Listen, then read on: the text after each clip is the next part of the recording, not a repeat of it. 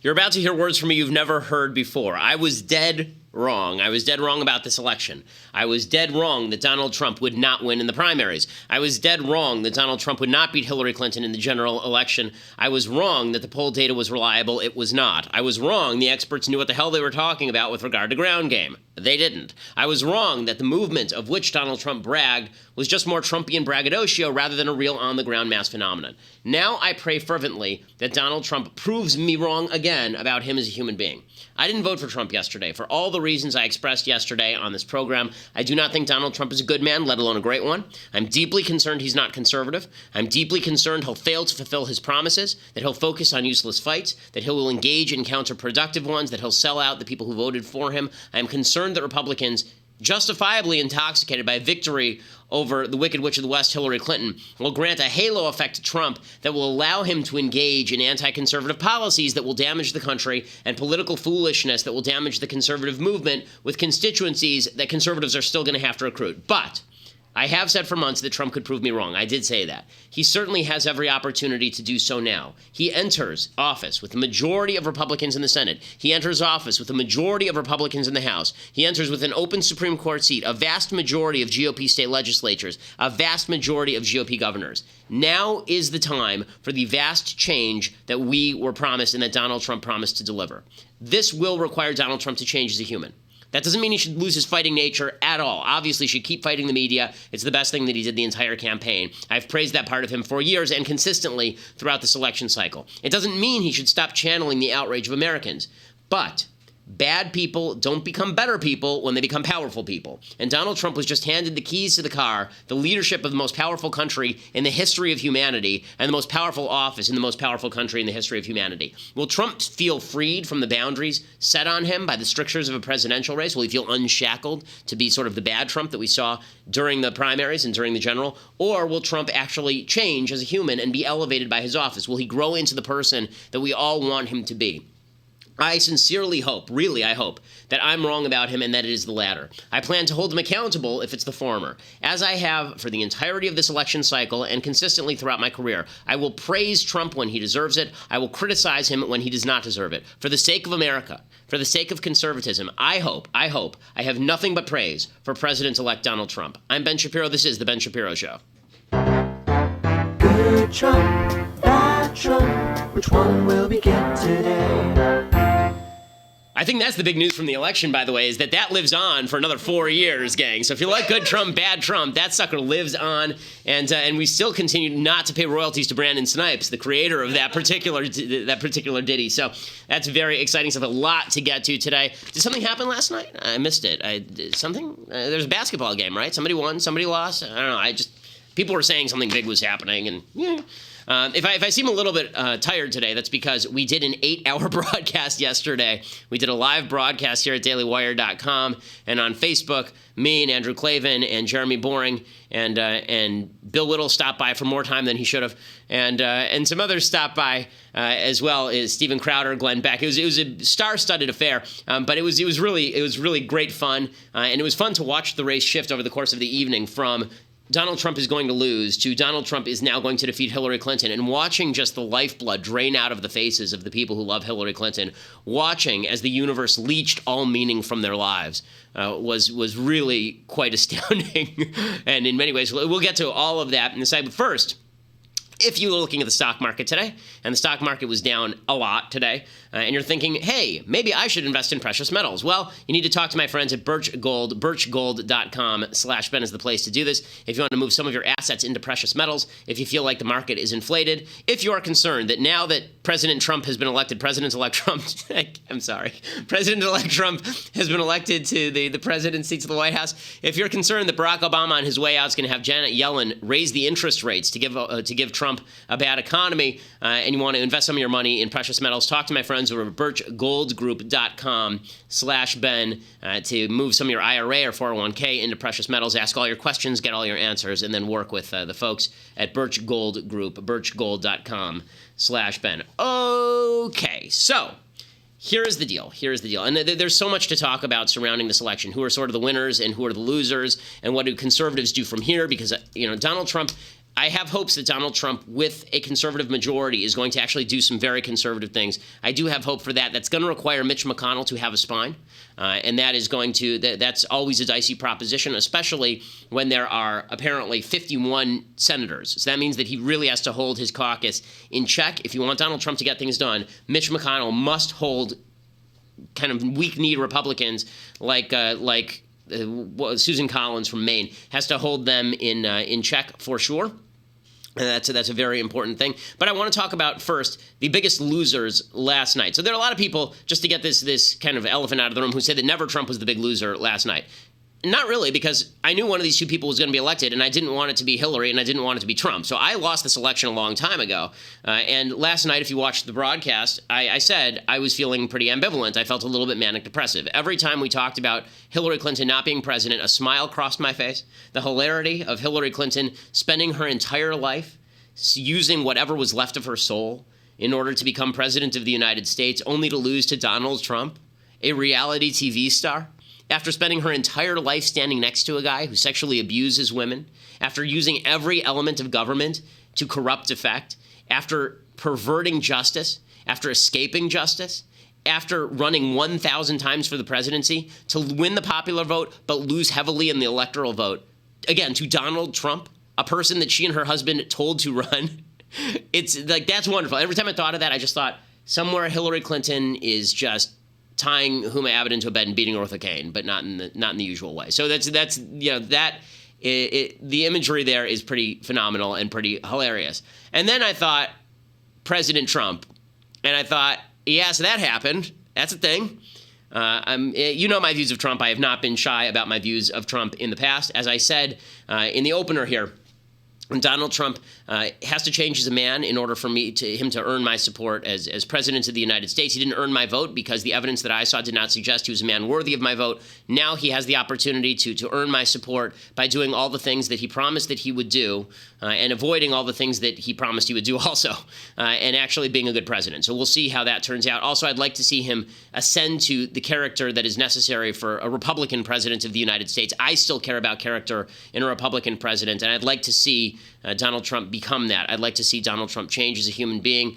Whether he does or not is up to him, and I will make my judgments of that based on whether he does or not. But I don't think never Trump was the big loser last night, in the sense that I didn't vote for Hillary. I didn't want Hillary to win. And my agenda has been always the same, which was hold whoever is in power to the fire when it comes to conservative principles. So here are the real losers last night. Number one, Hillary. Wow.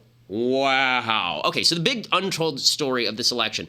There are a lot of lies that are being passed around already about this election. A lot of bad lessons that are being learned. For example, the idea that Donald Trump drove out a mass movement. Donald Trump just absolutely drove out this brand new vast mass movement that existed never before in human history. Donald Trump won less in terms of won fewer popular votes in the general election than Mitt Romney did in 2012.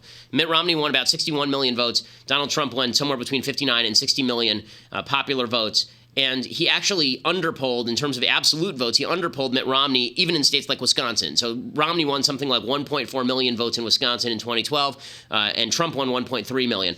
What that means is that the real story of this election, just in terms of how this happened, the real story of this election is that Hillary Clinton failed to drive out nearly 7 million Barack Obama voters. Nearly 7 million Barack Obama voters did not show up for Hillary Clinton, and that's off his high in 2008. Remember, he lost something like, I think it was 3 to 4 million voters from 2008 to 2012. So from 2008 to 2016, Hillary Clinton dropped somewhere in the neighborhood of 10 million Democrat voters. That's how unpopular she is. She has been officially named by the Guinness Book of World Records the worst politician in the history of humanity, actually. So congratulations to Hillary on that prize. She lost to Obama in 2008, of course. Everyone thought she was going to win. She lost. Then she nearly lost in the primaries to a septuagenarian asylum escapee. And then finally, she loses to a reality TV star who 4 weeks before the election was hit with a tape in which he said that he wanted to grab women by the bleep. She lost to that. She is the worst politician in American history, and no one more richly deserves that title. Okay, second big loser last night, Barack Obama. His agenda is toast. His agenda is in serious trouble. Obamacare will be repealed if Republicans invoke the nuclear option and can hold their caucus together. Obamacare will be repealed and it will be replaced, which is a great thing. There could be a conservative justice. Again, if Mitch McConnell does his job, always a dicey proposition, we could see a tax decrease. We could see some significant slashes to regulation. Barack Obama's executive orders will likely be walked back. Barack Obama remains popular personally, but he's popular in the same way that many celebrities, it turns out, are popular. He's popular as a celebrity. No one likes his policies. He doesn't get to appoint his next of kin. He doesn't get to appoint Hillary to his third term.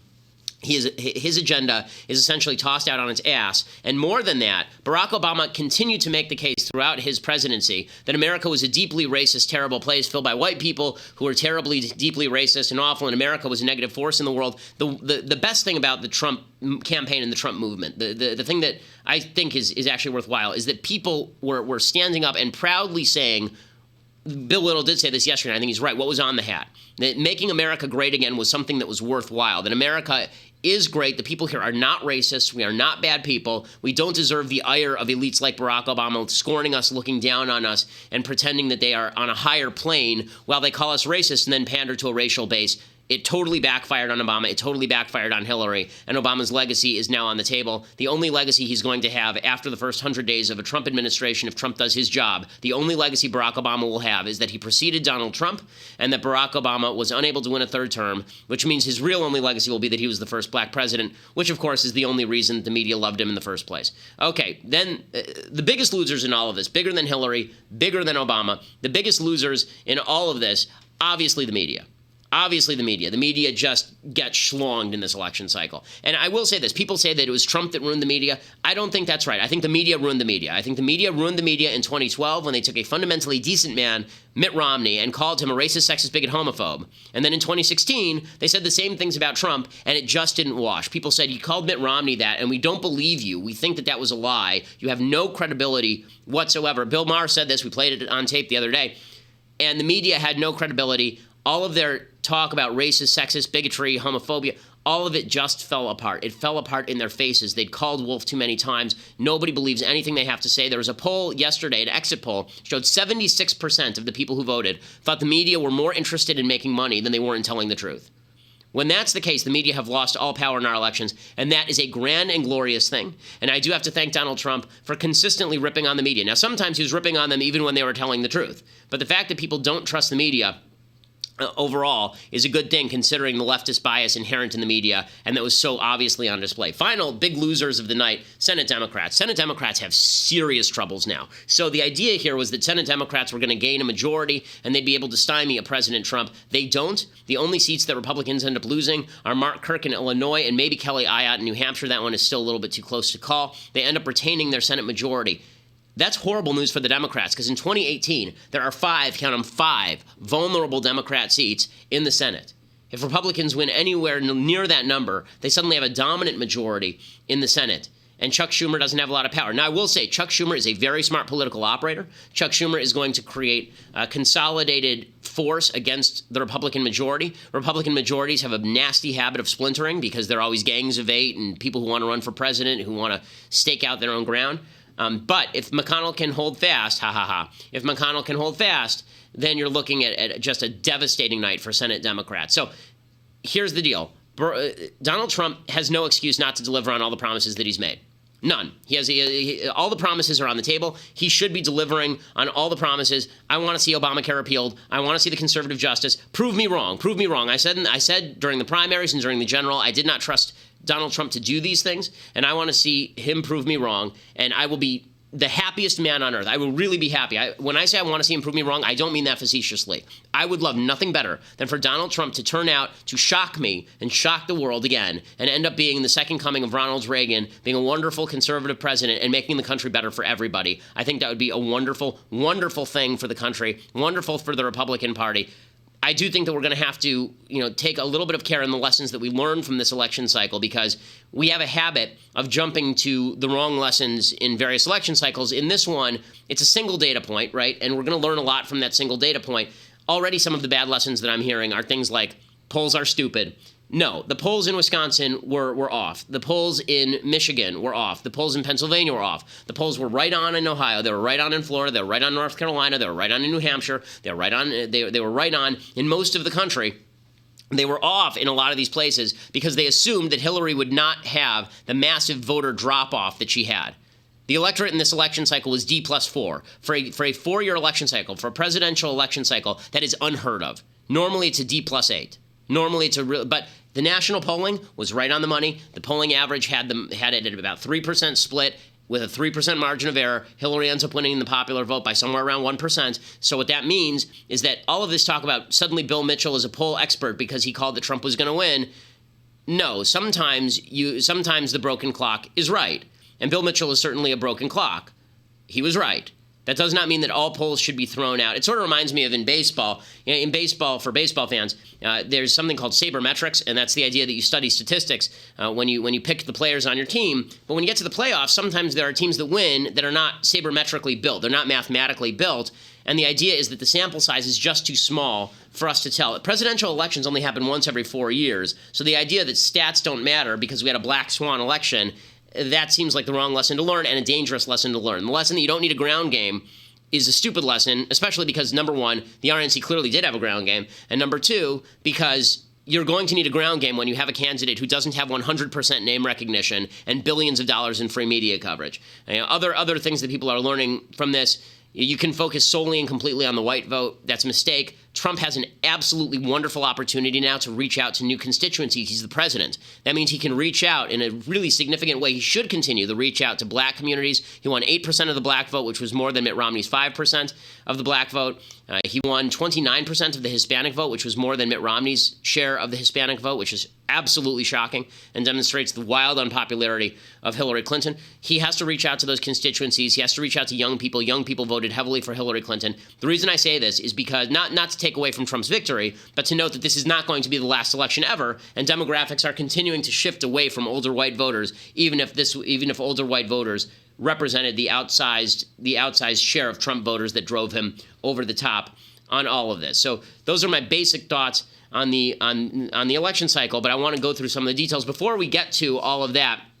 And say hello to our sponsors over at trunkclub.com. So trunkclub.com, if you're looking for fantastic clothes, like really well-tailored, well-crafted clothes, and you want somebody to help you out, you need basically a personal stylist. That's what Trunk Club does. So you coordinate with your own personal stylist when you go to trunkclub.com/Ben, and you type in your measurement, you share your likes and dislikes, and Trunk Club will send you a trunk of clothing straight to your door, handpicked by a personal stylist. You can text with the stylist, so they'll tell you what you have in your wardrobe that matches the things that they want to send you, and then you can take a look and you send the clothes back that you don't want and you keep the ones that you do. You can also, if you're in cities like Dallas, New York, LA, Chicago, DC, or Charleston, you can go to their Trunk Club clubhouses, which are super cool. I went to the one in LA, and they actually have a personal stylist who will meet you and spend a fair bit of time with you, getting to know kind of what you want in your fashion. They have for both men and women. It's trunkclub.com/Ben. It's trunkclub.com/Ben to become part of Trunk Club. I think their product is fantastic. I have a pair of jeans and a jacket from them. Spent my own money on it because I think their product is so good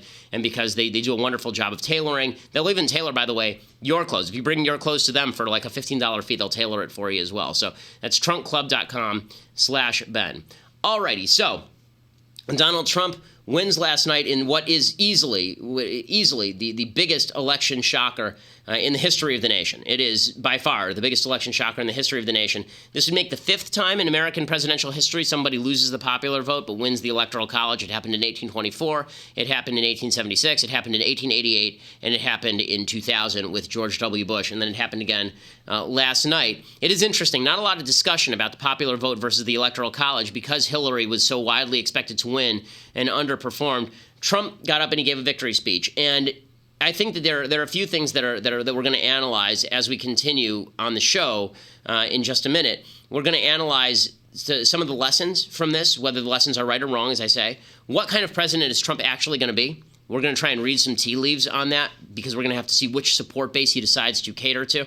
We're going to talk about the absolutely delicious media reaction because the media just, oh my goodness gracious, they lost their ever-loving minds, and it was quite beautiful. And we'll talk about also some stuff I like and stuff I hate. But in order to get all that, you have to go over to dailywire.com and subscribe. $8 a month will bring you to dailywire.com, and then you can be part of the first of all, you get our site free of ads if you get the subscription at dailywire.com. If you get an annual subscription, then you get my book signed, my new book, True Allegiance, signed, which is exciting for you because absolutely it's a keepsake that you'll want to hand down to your grandchildren. Plus, you get to be part of the mailbag in a couple days. You get Clavin's show. We're adding new goodies all the time at dailywire.com. So go ahead and check that out. We are the largest conservative podcast in the nation.